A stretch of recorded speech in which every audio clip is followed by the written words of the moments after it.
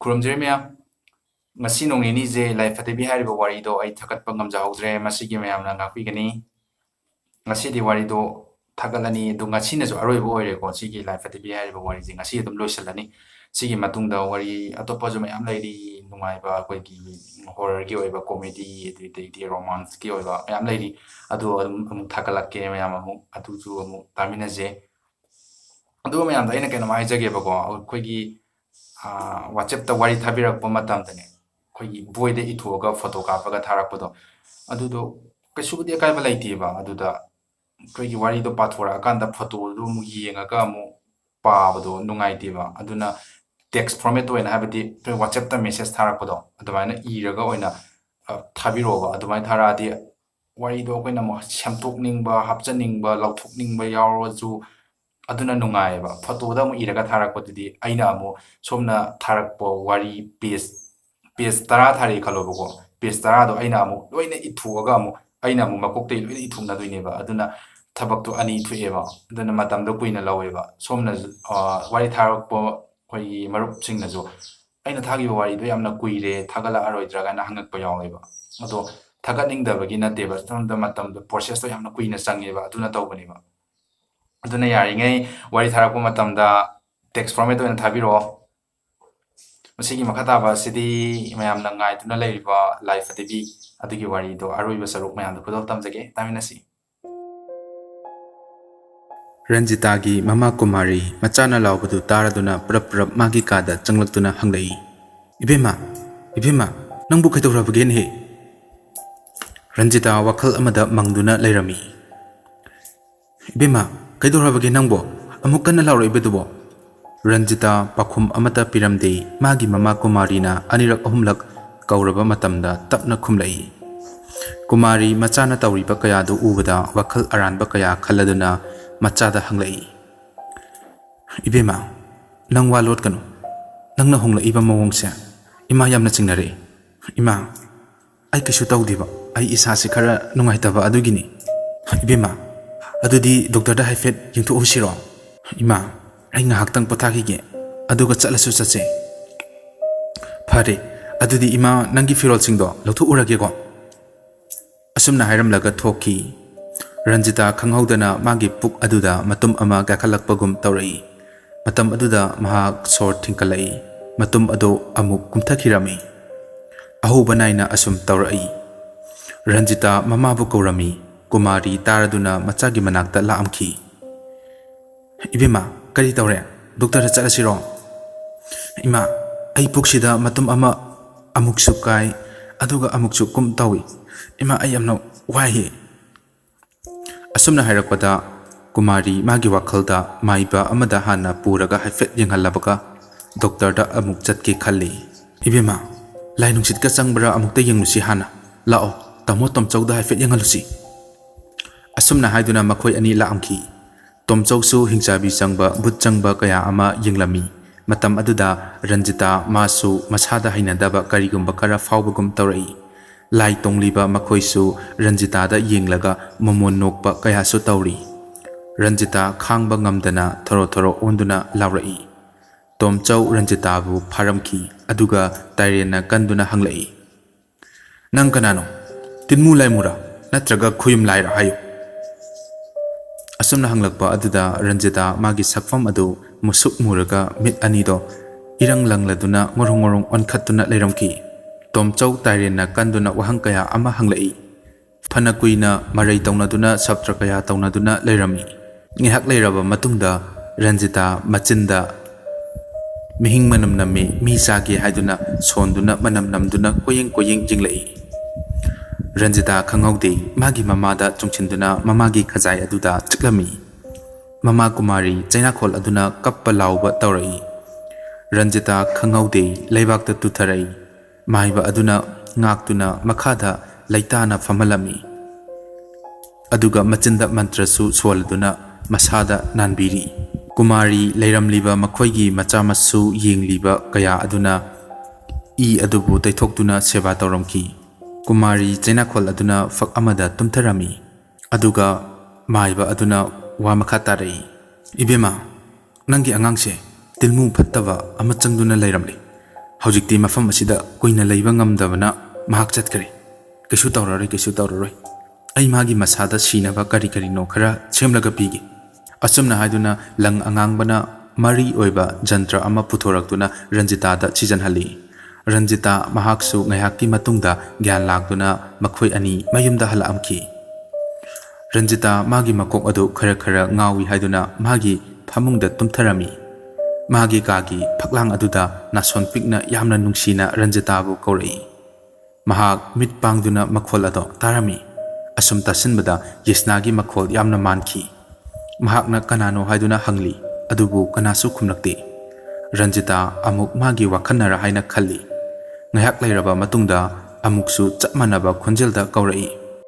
Ranjita aini nang ai khangdrabo. Matam aduda faklang aduda karigamba amana thomlakpagi makhol amasu tarai. Makhoigi yumthak adudasu mi chatpagi mawongda git namlai. Ranjita kibadagi mamabu kaurai. Mama Kumari hatu chelaktuna machagi manakta changsilai. Ranjita faijub aduna masada insinduna niktuna lairami. Ibima kaidorabage che imada hayuse. Ima akhoi maningda nupi amana ha kari nupi kaidorabage. Nupi amana aibu kaurai ima. Ngaiko ai yenglugese. Asumna haiduna Kumari maningda chattuna yenglui kanasu karisu leiba uramde. Kumari machagi hungla iba mawong asida thawai yamna wajarami. Ranjita ahingi matamni makhoigi yenakhada thoktuna mathanta wa kaya ama haiduna sanaduna lairi. Mama Kumari murum sonba wa kaya haiba asum tarakpadagi Kumari mapanda thoktuna kanano haiduna kothi thiri. Kaina thangda makhoigi maningda mi ama fambado uramki. Changchinduna yenglubada macha oiramki. Machabu hanjana kawi. Adubu tumina adumak lairi. Kumari na machabu paiduna chingkhatli. Ranjita mamana pariba khut ado kanthoklamlaga imungda parap changkirami. Mama Kumari machagi matung inaraduna mahaksu changlai. Ranjita phamungda ningaidana tumduna lairami. Kumari machabu kauduna haudorai. As ima karino ahingsida ai tumningmana ngaure kaigino haudorai sibo. Asumna haiduna amuk tumthaki. Kumari machagi mataududa ingak-ngakna yengli. Ngihak yenglaba matungdagi masu magi kada laktuna potharami. Kumari wakhal kaya ama khanduna lairi. Matang aduda makhoigi maning aduda mina chenbagum makhol taraklami. Kumari masada swai lauri amuksu mi kappagum makhol tarai. Matang aduda makhoigi gari adusu khunglakli. Kumari hiplambadagi phamungda haugatuna phamduna lairi. Masa adusu kibana henmanbana humangna loina choli. Ahing aduma mahak tumthaba yadana lenki. Nongalaba matungda maiba tomsaugi manakta amuk laktuna yengli. Makhoida thingnaba sing adu loina mangonda tamlami. Ibema nangi nacha asidadi thawaido changbadi ngamlaroi. Adubu mahana tamna duna lairibase. Mabu lairaibakta tinba ngamdabana oiribani. Magi laifam chafam fajana thiraba matungda magi oiba pochai amadi lairiba jaga adubu ut oina tumna mai tharaba matamdada mase makigani. Ibema aisu kari tauba yage habado aikhoigi ikok thongba maiba maibi singa tanarakigi. Aduga nangi nacha Ranjitana ahing haugatuna tauribado nupidugi thawai aduna kauduna chanaduna puribani. Ai thawai mi fajana kauksanbigi kaisu tauroida. Aduga nakhoigi maning mayasu toina khoijo laikam thado. Aduga khangadaba amana ahing thenglaba matam chandaya changba matamda nakhoida akiba makhol kharadi tahalakani. Nakhoi adu karisu kiganu khanjiluganu. Ngasiga thana numit humni gi matungda thawai ado soidana aina mangnaba sillagani. Chalo nakhoi aina hairiba singdo loina tawko. Yesna magi thawai chingamdana sibana mafam khuding jaga khuding koipai paiduna phatraba thawai haibado oiduna lairi. Mahak migi marakta tinbasu fangda lairaibakta changbasu yada. Mahaksu taibang fansida kuina laibase pamlakhidi. Yesnaga nungsinaramba thoiba hojikti atopa nupi amaga nungsinaduna nungaina lairi. Yesnana makhoigi mataubu ubada yamna sauduna nupidugi matung inaduna lairi. Nongmagi numit amadi thoibana koiriba nupi lanchenbi Kalengi matam oibana masado omchaknaba kayana mapanda famduna hangchit langamki. Lanchenbi thongan adomda yengthoklubada kanagumba amana cheptharaduna mangonda yenglakpadawna uri. Lanchenbisu kananone ahing asida haiduna yengba thorai. Matam aduda magi manglomda masam laibakta chelabi nupi amana chatpada uramki. Lanchenbi kibana ima haiduna mayumlomda laithokduna chenge tawrai. Matam aduda magi mangda yaisna mamit iranglangna yengduna lairami. Lanchenbi laibakta tusali aduga hanglai. Nang kanano? Ha? Nang kanano? Nang ay khangningbra? Ay thoibaga nungsinaba nupi. Nang na karigidamak ay kinungsibabu munge khaliba. Ay tasingna nangga nungsin ay habase khangdabani. Ado ay ngasidagi nanggi nungay tabado amada tawaroi. Ay githawai nak na kanbiyo. Asumna haiduna kablai. Kari nang bukan biba. Nang bukan badi kanana sungam laroi. Asumna haiduna Lanchenbi khori metuna hatki. Yaisna matam aduda yamna harauna noki. Khun khuding amadi makhoigi laikai mi khudingmak yaisna na punna otlare. Makhoi hingbada yamna waraba punchi habado oirakhi. Nongalaba matungda Lanchenbi leitabagi pau taki. Thoiba yamna kapsakhi. Numittugi numidangda thoibagi manglanda Lanchenbi laami. Yamna kaptuna hairami. Dathoi aidi nangbu thadoktuna mafam amada chatledo. Khun asida otliba phatraba thawai asina aibu hatpire. Nang phatraba thawai asibu yamna thunama mafam asidagi lapna tanthokro. Natrabadi asi ana kaya ama thoklagani. Asomna hairamlaga mangkhirami. Thoiba mit singladuna nungaitaba kaya amana masapumba letafam khanglamdi. Aduga Yaisnagi thawaina otliba amadi magi khangnaba nupibu hatkhiba masina maram oiraga mahak pendaba kayana ahing aduda haugatuna Yaisna hoigi yum leiramba mafam aduda laamki. Oiba thamoi sokna lauri. Yaisna lao thoro karigi mipum khuding asuk wahaliba otlibano.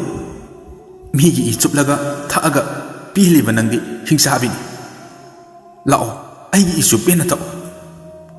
Asumna haiduna magi makhut ado lehelaga I kaya ama tahanduna lauri. Yaisna mami sami thoraktuna thoibada yengli. Khanghaudana mina kanna nokpa makhol ama tarami. Yaisna thoibabu saukhiba henkibana mahaksu hatlage haibase khanduna lai.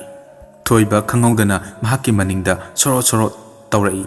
Thoiba koyeng yengli adubu kanasu laiba uramde. Yaisna hoigi lafu adusu khanghaudana safu kanna nomlai. Makhoigi lafu adugi marumdagi phi angobi setpi ama urai. Thoiba kibadi faurai adubu asawbana henbana karisu khalludi. Yaisna lao aibusu halo. Nangdi yamna fatraba thawaini. Nangna karigidamak mipum khudimbu hatliba otliba. Kayam walibagi asumna otkigedaba hatkigedaba. Nangi nungsinaramba ai fawbada nangna hatnaba honari. Nangdi fatraba hingsabi. Karigi yengduna lairi. Lao aibusu halo. Matam aduda Yaisna hikna kablai aduga hairi. Thoiba nangna hairiba kayado loinamak chumi. Aidi hingsabi habado oirabani. Masi pumnamakse makhoina oihanbani. Ai mafam asida kuina leibasu pamlaktri. Aibu akhangba amaibi tawraga aibu lairabakta chathanbiyo. Asumna hairamlaga tapna mami samki. Thoiba mabu nungsikibana pendana khudum sujinduna kaphauri. Nongma athafakul amadagi ahiba maiba ama Yaisna hoigi laikai aduda mi ama yengba laamki. Matam aduda miyoi amakhakna khunchida thokliba thodok kayabu punna liraba matungda maiba aduda masibu kokhanbinaba haijaki. Maiba aduna ngayak wakhal tawraba matungda hairei. Aigi guru ani lei. Makhoiga loinana ai wase tanaraba matungda thabakse ai pangthoklage. Adubu nakhoi nongmani ni dangdi ngaibiyo. Matam adu fawbudi nakhoi chikchinna laigedabani. Ado ngasigidi ai chalage. Asumna hairaga maiba adu mayumda chatkirami. Nongmani ni leiraba matung maiba aduga magi guru aniga punna laamki. Atam aduda magi guru aniduna thokliba thodok kayabu hangli. ꯑꯗꯨꯒ ꯃꯥꯏꯕ ꯃꯥꯏꯕꯤ ꯀꯌꯥꯅ ꯇꯧꯈ꯭ꯔꯤꯕ ꯊꯕꯛ ꯀꯌꯥꯁꯨ ꯀꯨꯞꯊꯅ ꯍꯪꯂꯝꯃꯤ꯫ ꯃꯇꯝ ꯑꯗꯨꯗ ꯃꯥꯏꯕ ꯒꯨꯔꯨ ꯑꯅꯤꯗꯨꯅ ꯑꯃꯨꯛ ꯍꯥꯏꯔꯛꯏ, "ꯅꯈꯣꯏ ꯀꯔꯤꯃꯠꯇ ꯅꯨꯡꯁꯥ ꯊꯤꯔꯒꯅꯨ꯫ ꯑꯇꯣꯞꯄ ꯃꯥꯏꯕ ꯃꯥꯏꯕꯤ ꯇꯥꯟꯅꯕꯒꯤꯁꯨ ꯊꯣꯏꯗꯣꯛꯂꯔꯣꯏ꯫ ꯑꯩꯈꯣꯏꯅ ꯄꯨꯝꯅꯃꯛ ꯀꯣꯛꯍꯜꯂꯒꯅꯤ꯫ ꯅꯈꯣꯏ ꯊꯋꯥꯏ ꯑꯗꯨꯒꯤ ꯂꯩꯐꯝ ꯑꯗꯣ ꯑꯃꯨꯛꯇ ꯑꯩꯈꯣꯏꯗ ꯇꯥꯛꯄꯤꯌꯨ." ꯑꯁꯨꯝꯅ ꯍꯥꯏꯗꯨꯅ ꯂꯩꯀꯥꯏꯒꯤ ꯃꯤꯑꯣꯏ ꯀꯌꯥ ꯑꯃꯒ ꯂꯣꯏꯅꯅ ꯂꯥꯛꯏ꯫ ꯃꯥꯏꯕ ꯑꯍꯨꯝ ꯑꯗꯨꯅ ꯂꯐꯨ ꯑꯗꯨꯒꯤ ꯑꯀꯣꯏꯕꯗ ꯊꯥꯡꯅ ꯆꯩꯈꯩ 8ꯂꯛ ꯆꯤꯡꯗꯨꯅ ꯊꯝꯂꯝꯈꯤ꯫ ꯑꯗꯨꯒ ꯃꯈꯣꯏ ꯑꯍꯨꯝ ꯂꯥꯏꯔꯤꯛ ꯑꯔꯤꯕ ꯈꯔ ꯄꯨꯊꯣꯔꯛꯇꯨꯅ ꯂꯥꯏꯔꯣꯜ ꯁꯣꯟꯕ ꯍꯧꯔꯛꯏ꯫ ꯃꯇꯝ ꯑꯗꯨꯗ ꯅꯨꯄꯤ ꯑꯃꯒꯤ ꯈꯣꯟꯖꯦꯜꯗ ꯌꯥꯝꯅ ꯀꯟꯅ ꯁꯥꯎꯕ ꯂꯥꯎꯕ ꯇꯥꯔꯛꯏ꯫ ꯃꯇꯥꯡ ꯑꯗꯨꯗ ꯅꯣꯡꯁꯨ ꯈꯪꯍꯧꯗꯅ ꯃꯪꯁꯤꯜꯂꯛꯏ꯫ ꯂꯐꯨ ꯄꯥꯝꯕꯤ ꯑꯗꯨꯁꯨ ꯍꯥꯏꯅ ꯍꯨꯝꯅ ꯃꯔꯣꯜ ꯂꯣꯟꯗꯨꯅ ꯀꯞꯄꯒꯨꯝ ꯇꯧꯔꯛꯏ꯫ ꯉꯥꯏꯍꯥꯛ ꯑꯃꯨꯛ ꯂꯩꯔꯕ ꯃꯇꯨꯡꯗ ꯃꯤ ꯑꯅꯤ ꯁꯥꯎꯅꯕꯒꯨꯝ ꯃꯨꯔꯨꯝ ꯃꯨꯔꯨꯝ ꯁꯣꯜꯂꯛꯏ꯫ ꯑꯃꯨꯛꯁꯨ ꯃꯔꯛꯇ ꯀꯞꯂꯤ꯫ ꯃꯥꯏꯕ ꯑꯍꯨꯝ ꯑꯗꯨꯁꯨ ꯃꯟꯇ꯭ꯔ ꯁꯣꯟꯕ ꯂꯦꯞꯂꯝꯗꯦ꯫ ꯃꯈꯣꯏꯅ ꯂꯐꯨꯒꯤ ꯑꯀꯣꯏꯕ ꯑꯗꯨꯗꯁꯨ ꯎꯁꯥꯟ ꯃꯩꯔꯥ ꯀꯌా ꯑꯃꯁꯨ ꯄꯔꯦꯡ ꯊꯥꯔꯝꯈꯤ꯫ ꯃꯇꯝ ꯑꯗꯨꯗ ꯐꯤ ꯑꯉꯧꯕꯤ ꯁꯦꯠꯄꯤ ꯑꯃ ꯃꯌꯥꯝ ꯑꯗꯨꯅ ꯂꯐꯨ ꯃꯔꯨꯝ ꯑꯗꯨꯗꯒꯤ ꯌꯦꯡꯂꯛꯄ ꯎꯔꯝꯈꯤ꯫ ꯑꯗꯨꯒ ꯃꯨꯟꯅ ꯐꯖꯅ ꯑꯃꯨꯛꯁꯨ ꯌꯦꯡꯂꯨꯔꯕꯁꯨ ꯎꯔꯝꯗꯦ꯫ ꯂꯩꯔꯤꯕ ꯃꯌꯥꯝꯗꯨ ꯀꯤꯕꯅꯁꯨ ꯃꯁꯥ ꯄꯨꯝꯕ ꯅꯤꯛꯄ ꯍꯧꯔꯤ꯫ ꯃꯥꯏꯕ ꯑꯗꯨꯅ ꯎꯆꯥꯟꯁꯤꯡꯗꯨꯅ ꯂꯐꯨ ꯑꯗꯨꯒꯤ ꯃꯅꯥꯛꯇ ꯃꯩ ꯊꯥꯒꯠꯂꯝꯃꯤ꯫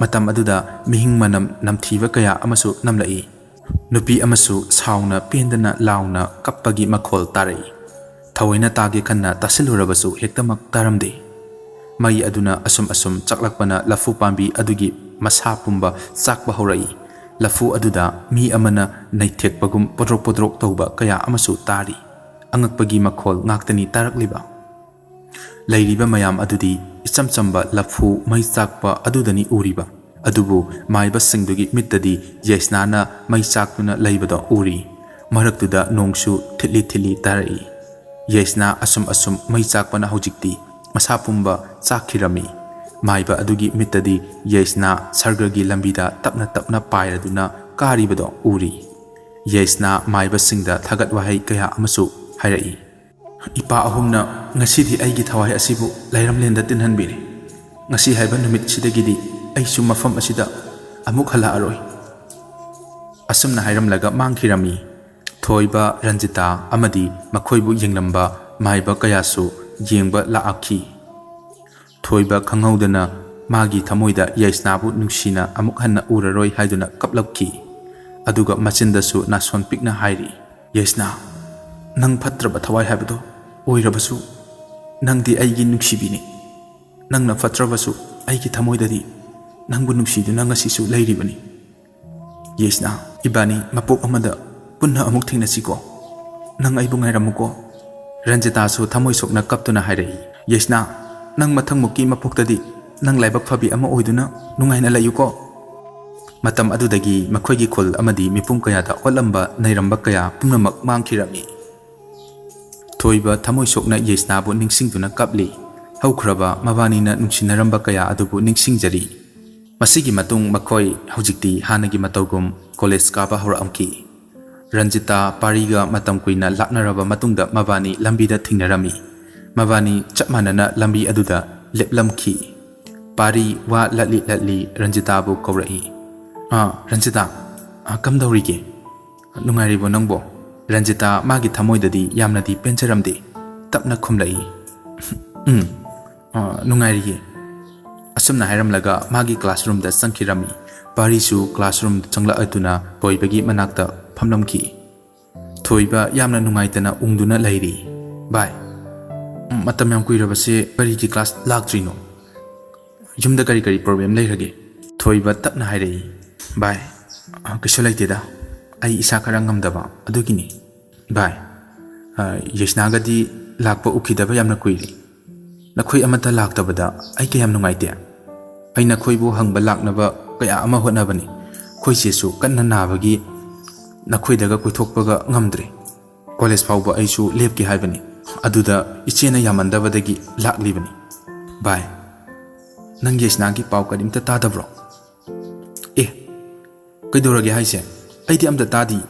ꯊꯣꯏꯕ ꯄꯤꯔꯥꯡ ꯀꯌꯥ ꯑꯃ ꯆꯤꯟꯊꯗꯨꯅ ꯄꯨꯝꯅꯃꯛ ꯂꯤꯔꯝꯃꯤ꯫ ꯄꯥꯔꯤꯁꯨ ꯄꯤ ꯆꯤꯟꯊꯈꯤꯕ ꯈꯪꯍꯧꯗꯦ꯫ ꯊꯣꯏꯕ, ꯄꯥꯔꯤ ꯌꯦꯁꯅꯥꯕꯨ ꯅꯨꯡꯁꯤꯔꯨꯕꯅ ꯃꯩꯆꯥꯛꯇꯤ ꯑꯃꯠꯇ ꯑꯣꯏꯅ ꯆꯥꯛꯂꯔꯤ꯫ ꯍꯧꯖꯤꯛꯇꯤ ꯑꯌꯦꯠꯄ ꯑꯄꯟꯕ ꯑꯀꯤꯕ ꯀꯔꯤꯒꯨꯝꯕ ꯑꯃꯠꯇ ꯂꯩꯇꯅ ꯈꯨꯟꯒꯤ ꯃꯤꯑꯣꯏ ꯀꯌꯥꯁꯨ ꯅꯨꯡꯉꯥꯏꯅ ꯂꯩꯔꯤ ꯑꯗꯨꯒ ꯔꯟꯖꯤꯇꯥ ꯊꯣꯏꯕ ꯄꯥꯔꯤ ꯃꯈꯣꯏꯁꯨ ꯍꯥꯟꯅꯒꯤ ꯃꯇꯧꯒꯨꯝ ꯏꯪꯅ ꯆꯤꯛꯅ ꯅꯨꯡꯉꯥꯏꯅ ꯌꯨꯝꯗ ꯂꯩꯔꯦ ꯅꯣꯡꯃ ꯀꯣꯂꯦꯖ ꯀꯥꯔꯛꯄ ꯅꯨꯃꯤꯠ ꯑꯃꯗ ꯔꯟꯖꯤ ꯃꯥꯅ ꯑꯁꯨꯝ ꯂꯥꯛꯄꯅ ꯄꯥꯔꯤ ꯊꯣꯏꯕꯒ ꯐꯝꯗꯨꯅ ꯂꯩꯕ ꯎꯔꯝꯈꯤ ꯃꯇꯝ ꯑꯗꯨꯗ ꯔꯟꯖꯤ ꯄꯥꯔꯤꯅ ꯃꯤꯔꯥꯏꯕꯤꯕ ꯀꯌꯥꯕꯨ ꯅꯤꯡꯁꯤꯡꯂꯛꯇꯨꯅ ꯄꯤ ꯆꯤꯟꯊꯈꯤꯕ ꯈꯪꯍꯧꯗꯦ ꯊꯣꯏꯕ ꯑꯃꯗꯤ ꯄꯥꯔꯤ ꯍꯧꯈ꯭ꯔꯕ ꯊꯣꯛꯈ꯭ꯔꯤꯕ ꯊꯧꯗꯣꯛ ꯀꯌꯥꯗꯨ ꯂꯤꯅꯗꯨꯅ ꯂꯩꯔꯝꯈꯤ ꯄꯥꯔꯤꯁꯨ ꯃꯥꯒꯤ ꯊꯃꯣꯏꯗ ꯍꯦꯟꯅ ꯅꯤꯡꯉꯝꯗꯕ ꯍꯦꯜꯂꯛꯏ ꯃꯈꯣꯏꯅ ꯑꯁꯨꯝ ꯂꯩꯔꯤꯉꯩ ꯅꯨꯄꯤ ꯑꯃꯈꯛ ꯒꯥꯔꯤ ꯃꯆꯥ ꯊꯧꯗꯨꯅ ꯂꯥꯛꯑꯝꯈꯤ ꯃꯈꯣꯏ ꯑꯅꯤꯁꯨ ꯄꯨꯟꯅ ꯅꯨꯄꯤ ꯑꯗꯨꯗ ꯌꯦꯡꯂꯝꯈꯤ ꯊꯣꯏꯕ ꯋꯥꯔꯤ ꯁꯥꯟꯅ ꯁꯥꯟꯅꯅ ꯃꯃꯥꯏ ꯂꯩꯊꯣꯛꯂꯨꯕꯗ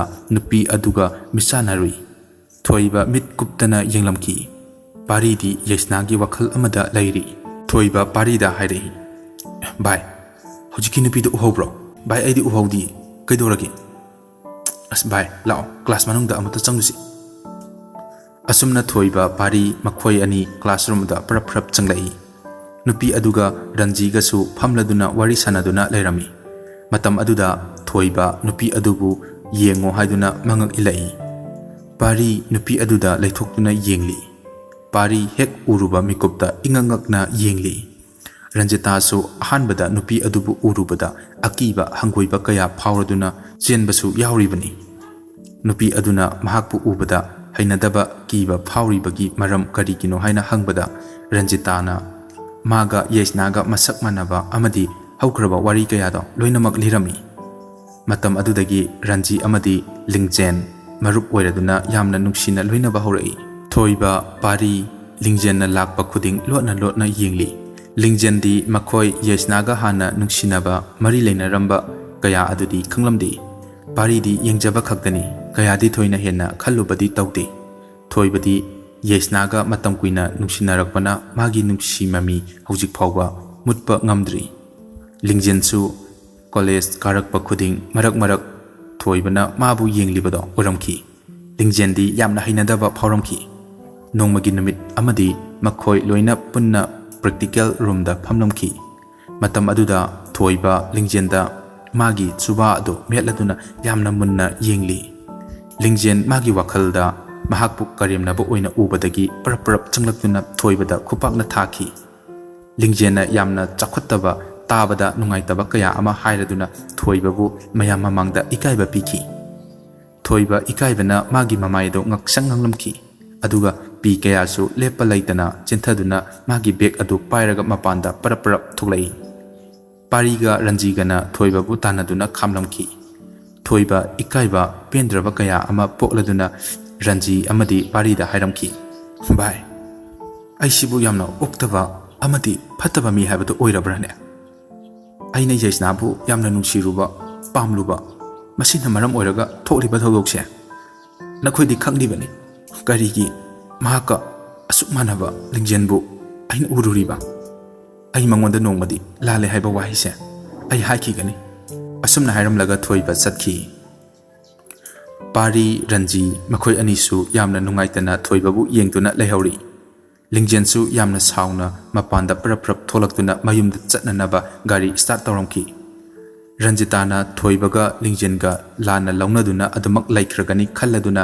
ꯂꯤꯡꯖꯦꯟꯒꯤ ꯃꯇꯨꯡ ꯏꯟꯅꯗꯨꯅ ꯆꯠꯂꯝꯈꯤ ꯂꯤꯡꯖꯦꯟ ꯃꯥꯅ ꯃꯈꯣꯏꯒꯤ ꯃꯌꯨꯝꯗ ꯍꯦꯛ ꯌꯧꯕꯒ ꯔꯟꯖꯤꯇꯥꯁꯨ ꯃꯅꯥꯛꯇ ꯂꯥꯛꯑꯝꯈꯤ ꯔꯟꯖꯤ ꯎꯕꯗ ꯔꯟꯖꯤꯇꯥ ꯅꯪꯁꯨ ꯂꯥꯛꯑꯝꯃꯤꯔꯣ ꯂꯥꯛꯑꯣ ꯆꯪꯂꯛꯑꯣ ꯑꯁꯨꯝꯅ ꯍꯥꯏꯗꯨꯅ ꯃꯕꯥꯅꯤ ꯆꯪꯃꯤꯟꯅꯔꯛꯏ ꯂꯤꯡꯖꯦꯟ ꯉꯁꯤꯗꯤ ꯍꯧꯈ꯭ꯔꯕ ꯋꯥꯔꯤ ꯈꯔ ꯑꯩ ꯅꯪꯉꯣꯟꯗ ꯂꯤꯒꯦ ꯈꯟꯗꯨꯅ ꯑꯩ ꯅꯅꯥꯛꯇ ꯂꯥꯛꯏꯕꯅꯤ ꯀꯔꯤ ꯋꯥꯅꯣ ꯑꯗꯨꯒꯤꯕꯨ ꯂꯤꯔꯛꯑꯣ ꯔꯟꯖꯤꯇꯥꯅ ꯊꯣꯏꯕ ꯑꯃꯗꯤ ꯌꯩꯁꯅꯥꯒꯤ ꯍꯧꯈ꯭ꯔꯕ ꯊꯣꯛꯈ꯭ꯔꯕ ꯊꯧꯗꯣꯛ ꯀꯌꯥ ꯑꯃ ꯂꯤꯔꯝꯈꯤ ꯃꯇꯝ ꯑꯗꯨꯗ ꯂꯤꯡꯖꯦꯟ ꯃꯥꯒꯤ ꯃꯃꯤꯠꯇꯒꯤ ꯄꯤ ꯆꯦꯟꯊꯈꯤꯕ ꯈꯪꯍꯧꯗꯦ ꯂꯤꯡꯖꯦꯟ ꯅꯪꯒ ꯌꯩꯁꯅꯥꯒ ꯁꯛ ꯌꯥꯝꯅ ꯃꯥꯟꯅꯕ ꯑꯗꯨꯗ ꯅꯪꯕꯨ ꯎꯕꯗ ꯃꯥꯅ ꯌꯥꯝꯅ ꯍꯔꯥꯎꯖꯕ ꯄꯦꯟꯖꯔꯤꯕꯅꯤ ꯑꯩꯅꯁꯨ ꯅꯪꯉꯣꯟꯗ ꯍꯥꯟꯅ ꯂꯤꯈ꯭ꯔꯕꯗꯨꯅꯤ ꯔꯟꯖꯤ ꯑꯩ ꯊꯣꯏꯕꯒꯤ ꯋꯥꯔꯤꯁꯦ ꯇꯥꯕꯗ ꯌꯥꯝꯅ ꯅꯤꯡꯉꯝꯂꯛꯇ꯭ꯔꯦ ꯑꯩ ꯃꯉꯣꯟꯗ ꯀꯔꯝꯕ ꯋꯥꯍꯩ ꯍꯥꯏꯗꯨꯅ ꯑꯩꯕꯨ ꯃꯥꯅ ꯉꯥꯛꯄꯤꯒꯅꯤ ꯑꯩꯒꯤ ꯆꯤꯟꯕꯥꯜꯁꯤꯅ ꯂꯥꯜꯂꯦ ꯍꯥꯏꯕ ꯐꯥꯎꯕ ꯑꯩ ꯀꯥꯡꯊꯣꯛꯄ ꯉꯝꯒꯅꯤ ꯍꯥꯏꯕ ꯊꯥꯖꯗ꯭ꯔꯦ ꯂꯤꯡꯖꯦꯟ ꯅꯕꯥꯅꯤ ꯑꯩ ꯅꯣꯡꯃ ꯄꯨꯟꯅꯅꯕ ꯑꯩ ꯁꯤꯜꯂꯛꯑꯒꯦ ꯑꯗꯨꯒ ꯋꯥꯔꯤꯁꯤꯡꯗꯣ ꯆꯥꯝꯊꯣꯛꯅꯔꯣ ꯑꯁꯨꯝꯅ ꯃꯈꯣꯏ ꯑꯅꯤ ꯍꯥꯏꯅꯔꯤ ꯊꯣꯏꯕ ꯏꯀꯥꯏꯕ ꯀꯌꯥꯅ ꯃꯍꯥꯛꯇꯤ ꯃꯇꯝ ꯈꯔ college ꯂꯦꯞꯂꯝꯈꯤ Ranjita amadi lingjensu thoibana college lakpa ngaiduna adumak laiki matam kharadi hawkri thoiba lakmandabadagi Ranjita amadi lingjenga loinana thoiba hoida laamki thoiba makhoigi manggonda photo ama yengduna pi teithokduna leiramki lingjen parigi matauda hena hena nungaitaba helai thoiba makhoi anina changlakpadu ubada photo adubu lutsilaga makhoibu yamna haraukta yamna kokchilamki thoiba mahak manungdadi ikaiba kayadi phawribani adubu makhoigi yumda lakpa oibana mahak phajana welcome tauri Ranjita na thoibada hanglai thoiba nang thabak chinbro Ranjita kai leirage chindiye laine wari ama laine ado aikhoi lakpagi kenomtadi bijaba yabani nangso adugi bo lao aikhoi thongan gi bora chafam duda charusi asamna haina duna makhoi hotel macha aduda kari no chamin thakminari ado wari sunu ngairi lingjen thoiba nakhoi ani amta leiramuko ai gari da kenumta lauruge asamna hairam laga thoki lingjen amadi thoiba makhoi ani lukthanara leirami wa phongdoknabadi ngamlamdi thoiba tapna lingjen bu kauraga hairai lingjen ai nafamda yamna lankhre aigi ngakpipam thokdraba irase nangna amukta ngakpiramo thoiba aishu nafamda yamna soikre ai hana nangki wari khangludabana nangonda phatraba wakal kaya ama khalure nang aibu warauganuko asumna wari kaya ama hainaruduna makhoi ani yasinaki Ranjita su changla amki makhoi ngayak wari sanaraba matungda yumda hanarai thoiba lingjen mabani unaruba mikup adudagi makhoi anigi thamoida nungsiba phauramki thoiba su matang chaba amada haigi khalli masigi matung Ranjita ga lingjen ga makhoi ani amuk college ta thengnaraduna faminaduna nokna khena wari kaya ama sanari khanghauduna pari makhoi gi mangda chatlamki Ranjita yamna nungaitana paribu yenglaki lingjen Ranjita gi matau adu amuk yeng parida amuk yeng tauramki lingjen Ranjita gi pambomda tharai ranjit how asamna Ranjita su khumlai kaiginu nangna parida chadobagi yenglibadubo Ranjita ikairaduna lukthaki pakhumdi piramdi ngahak leiraga hairai lingjen kaisu dawdida tawnu aisu khangi ko maramdo hairo se natradi ai sawarni ngasidagi maramdo haidradi nang aiga su kongna roi ko hairo base kaigino ba as adumaina hainu se ai hairage ba asumna haiduna pariga maga mari leinaramba nuchinaramba kayado liramki aduga mabu mirai ramba kaya so liduna kablai lingjen thawayamna nungairamdi makhoi anibu amuktangdi nungsina handuna magi awabase kokhallage khalamki nongmagi numit amada thoibaga punna lingjen pari hoida lakhi pari makhoibu taramna kokchilamki pari gi machena cha puthoraktuna makhoida thaklami lingjenna thoibada tapna ranji gi wafamsing hanglai pari fana kuiraba fawba asengba taklamdi makhoina hangba henbana haidorai bai aise ranji bu yamna wahale mahabu yamna su kafale mapokshi magi phangnaroidawa oithokpasu yararoidaba misak amabu aina yamna nungsirure maram asina ai ranjibu nungsiba ngamlamde hojikti ai yamna ningamaktre madi aigidama isorna tharakpa misak haibado oire isana thakjaruba langdi isana thujaba tabani kanadabu wakatkani bai nang madugidi karimta khangano navani amuktang unaw aduga samthoknawo parisu haiduna yari lingjensu pariga ranjiga makhoi ani yasinaduna nuksinarani amadi pathung yaurani khanduna harauba kaya ama faujari lingjenga thoibaga su gari thokduna lambida asum lai thoiba lingjenbu mahaki gari adugi side glass ta yinglamki lingjensu yingthorai mabani misanaduna ikainaduna amuksu lukthanai asum lakpana lingjensu mayum yauraduna makhoigi thongalda kumladuna thoibada bai tawduna laihori masigi matung makhoi punna amuk college ta thengnarami lingjenga thoibagana sinaraduna ranjiga pariga unahalami ranji wa haibadi ngamlamde mabu nungsirubana yengba phawba ngamlamde pari ranjida wa kaya samthorai ranji ai nangi nungsibana nafamda ngasidi maithire ngapibam thoktraba iral kaya se nangna amuktadi ngakpiram natrabadi aigi punsida ningamdabana pikthan horani ꯑꯁꯨꯝꯅ ꯍꯥꯏꯗꯨꯅ ꯃꯈꯨꯠ ꯂꯣꯟꯅꯗꯨꯅ ꯄꯥꯔꯤꯅ ꯍꯥꯏꯖꯔꯝꯃꯤ꯫ ꯔꯟꯖꯤꯇꯥꯅ ꯃꯥꯒꯤ ꯃꯈꯨꯠ ꯑꯗꯨꯕꯨ ꯄꯥꯏꯔꯗꯨꯅ ꯍꯥꯏꯔꯛꯏ, ꯄꯥꯔꯤ, ꯑꯗꯨꯃꯥꯏꯅ ꯇꯧꯒꯅꯨ꯫ ꯑꯩꯒꯤ ꯏꯐꯝꯗ ꯅꯪꯕꯨ ꯅꯠꯇꯅ ꯑꯩꯒꯤ ꯊꯃꯣꯏꯗ ꯀꯅꯥꯕꯨꯁꯨ ꯅꯨꯡꯁꯤꯕ, ꯄꯥꯝꯖꯕ ꯐꯥꯎꯈꯤꯕ ꯂꯩꯇꯦ꯫ ꯑꯁꯨꯝꯅ ꯍꯧꯖꯤꯛꯇꯤ ꯃꯈꯣꯏ ꯑꯅꯤ ꯌꯥꯁꯤꯟꯅꯗꯨꯅ ꯃꯇꯝ ꯈꯔ ꯂꯩꯔꯕ ꯃꯇꯨꯡꯗꯒꯤ ꯃꯕꯥꯅꯤ ꯂꯨꯍꯣꯡꯗꯨꯅ ꯌꯨꯝꯕꯥꯟꯃꯤꯟꯅꯈꯤ꯫ ꯑꯁꯨꯝꯅ ꯍꯧꯈꯤꯕꯅ ꯂꯤꯡꯖꯦꯟ ꯊꯣꯏꯕꯁꯨ ꯇꯞꯅ ꯇꯞꯅ ꯑꯁꯨꯝ ꯅꯨꯡꯁꯤꯅꯔꯛꯏ꯫ ꯍꯧꯖꯤꯛꯇꯤ ꯃꯈꯣꯏ ꯑꯅꯤꯁꯨ ꯃꯄꯨꯡ ꯐꯥꯔꯕ ꯅꯨꯡꯁꯤꯕ ꯍꯥꯏꯕꯗꯣ ꯑꯣꯏꯔꯛꯈꯤ꯫ ꯊꯣꯏꯕꯒꯤ ꯑꯍꯜꯁꯤꯡꯒ ꯑꯃꯗꯤ ꯂꯤꯡꯖꯦꯟꯒꯤ ꯑꯍꯜꯁꯤꯡꯒ ꯍꯩꯅ ꯁꯤꯟꯅꯔꯗꯨꯅ ꯃꯈꯣꯏ ꯑꯅꯤꯁꯨ ꯄꯟꯊꯨꯡ ꯌꯧꯔꯗꯨꯅ ꯅꯨꯡꯉꯥꯏꯔꯕ ꯑꯅꯧꯕ ꯄꯨꯟꯁꯤ ꯂꯝꯕꯤ ꯑꯃꯗ ꯄꯨꯟꯅ ꯆꯠꯃꯤꯟꯅꯗꯨꯅ ꯅꯨꯡꯉꯥꯏꯅ ꯂꯩꯈꯤꯔꯝꯃꯤ꯫ ꯃꯁꯤꯒꯤ ꯃꯇꯨꯡ ꯃꯇꯝ ꯈꯔ ꯂꯩꯔꯒ ꯂꯤꯡꯖꯦꯟ ꯃꯁꯥ ꯅꯨꯡꯉꯥꯏꯔꯛꯇꯕꯗꯒꯤ ꯍꯣꯁꯄꯤꯇꯥꯜꯗ ꯄꯨꯈꯠꯈꯤ꯫ ꯃꯍꯥꯛꯀꯤ ꯃꯄꯨꯔꯣꯏꯕ ꯊꯣꯏꯕ ꯃꯌꯨꯝꯗꯒꯤ ꯑꯋꯥꯠ ꯑꯄꯥ ꯈꯔ ꯂꯧꯔꯨꯅꯕ ꯃꯌꯨꯝꯗ ꯍꯥꯊꯨ ꯍꯥꯊꯨ ꯍꯥꯏꯊꯔꯛꯈꯤ꯫ ꯃꯍꯥꯛꯅ ꯃꯌꯨꯝꯗ ꯆꯪꯗꯨꯅ ꯄꯣꯠꯆꯩ ꯈꯔ ꯎꯄꯨ ꯐꯥꯛꯇꯨꯅ ꯊꯤꯔꯤ꯫ ꯃꯇꯝꯗꯨꯗ ꯅꯥꯀꯜꯗꯒꯤ ꯂꯤꯡꯖꯦꯟꯅ, ꯇꯥꯃꯣ, ꯁꯤꯗ ꯂꯩꯔꯤ ꯄꯣꯠꯆꯩꯗꯣ, ꯑꯁꯨꯝꯅ ꯍꯥꯏꯗꯨꯅ ꯄꯣꯠꯆꯩꯁꯤꯡ ꯑꯗꯨ ꯃꯉꯣꯟꯗ ꯄꯤꯔꯛꯈꯤ꯫ ꯃꯍꯥꯛꯁꯨ ꯏꯄꯥ ꯄꯥꯈꯠꯅ ꯄꯣꯠꯆꯩꯁꯤꯡ ꯑꯗꯣ ꯂꯧꯔꯒ ꯄꯔꯞ ꯍꯣꯁꯄꯤꯇꯥꯜ ꯂꯣꯝꯗ ꯂꯥꯛꯈꯤ꯫ ꯈꯪꯍꯧꯗꯅ ꯃꯍꯥꯛ ꯅꯤꯡꯁꯤꯡꯂꯛꯈꯤ, ꯀꯔꯤꯅꯣ, ꯑꯩꯒꯤ ꯅꯨꯄꯤꯅ ꯍꯣꯁꯄꯤꯇꯥꯜꯗ ꯂꯩꯔꯒ ꯍꯧꯖꯤꯛꯀꯤꯗꯨꯅ ꯀꯅꯥ?